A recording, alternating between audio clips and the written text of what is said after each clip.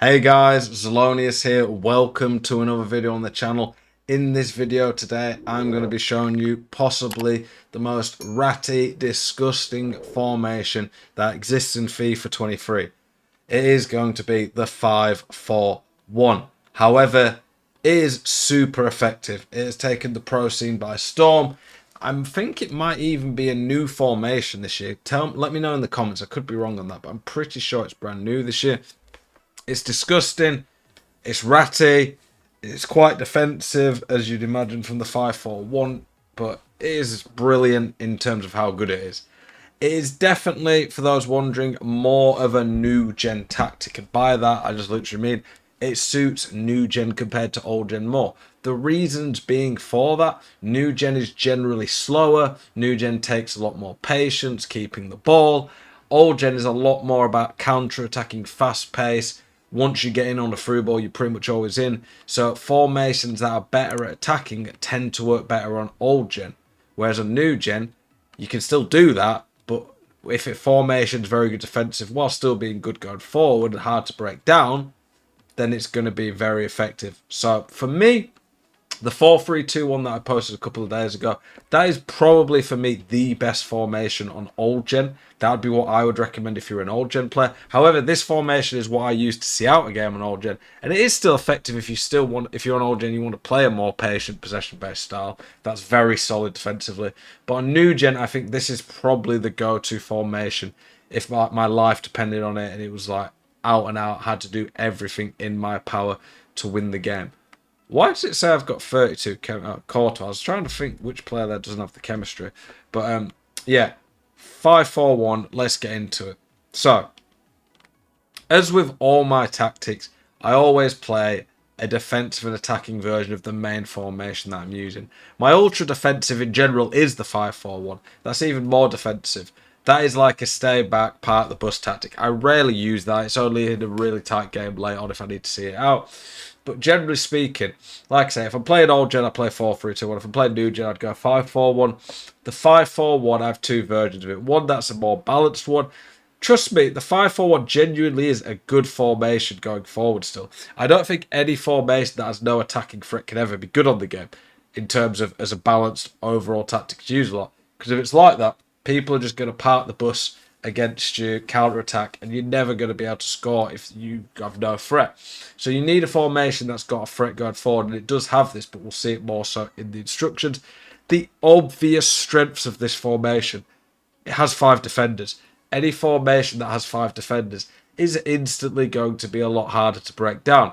One of the things that I notice a lot of lower level players do is they get defenders, rush out and make mistakes. They leave big gaps.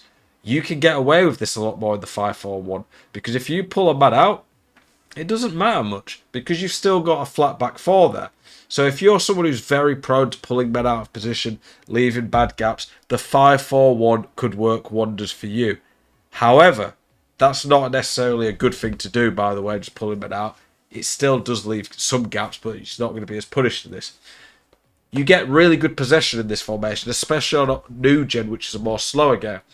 Being able to switch it to the wing backs with the Trivela lob passes is very effective. You have a midfield 4 that can defend in front of your back 5. The obvious weakness is one striker. I do get my midfields going forward. That does help a lot. Having one striker does hurt the attack going forward, though, so you do have to know that. Don't think this is a perfect formation. There isn't such a thing as a perfect formation. This formation has lots of strengths, a lot more than it does weaknesses. But like I said, there's no perfect formation. Are you sick of getting out-teamed on FIFA? Want more coins to build that God squad you've always been dreaming of? Check out utnice.com, the best place to buy coins for FIFA 23. They're simple, easy to use. Use code ZEL at checkout for a 5% discount. Check out utnice.com today. In terms of the tactics, it is somewhat defensive, even in terms of tactics. I never advise drop back. I don't think it's effective on the game. I think it invites too much pressure and long shots, and you just can't press much of it at all. Whereas balanced is a good balance, literally. 40 width, 40 depth. You don't want the width to be high. You've already got a very wide defense naturally with 5. I have the width set the depth set to the same. That's not for any particular reason other than I just think this worked well in this. I don't think width and depth ever have to correlate. The depth for me here at 40 works very nicely though in terms of allows me to press but being very defensively solid.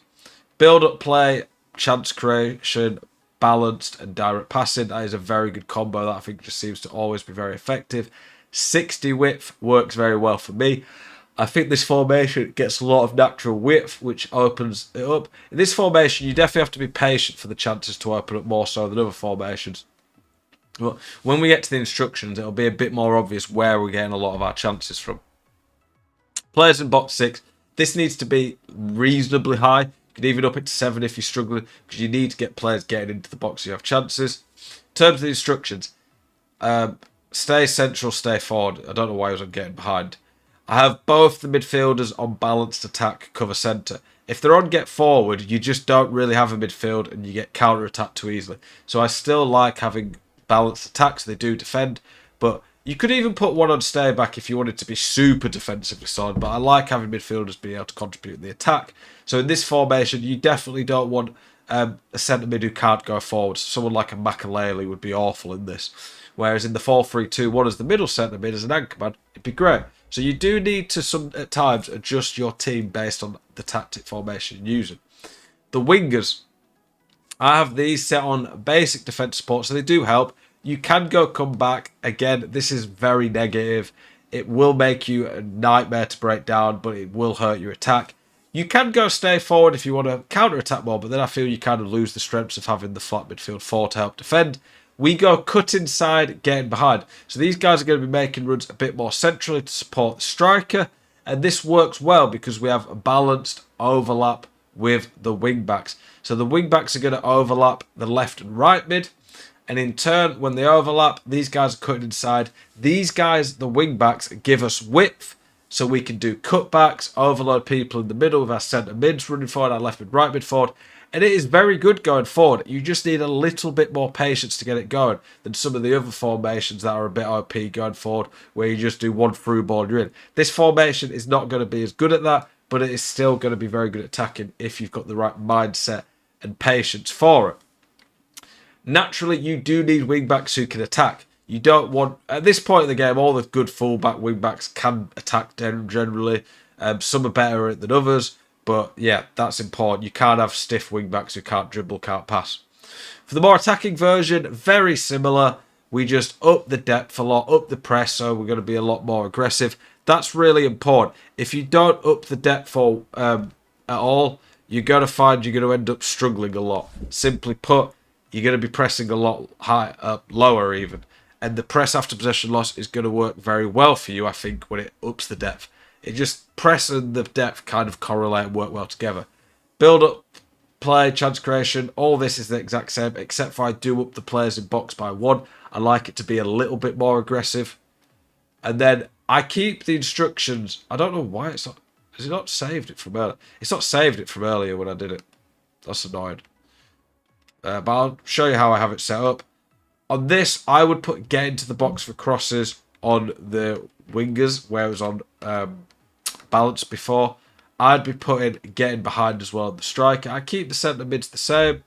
We still have overlap on these. I think join the attack makes them a bit too attacking. But yeah, it's very similar, you can see, to the other version, just a little bit more aggressive. I don't think this is the best formation to chase a game in, but it is still very good. If you want a ratty formation that's going to keep the ball well, going to be very hard to break down, but still good going forward, the 5-4-1 is for you. Hope you guys have been enjoying the content that I've been putting out lately. Let me know in the comments what you think. As always, I appreciate your support. Keep it spicy. I'll see you guys in the next one. Peace.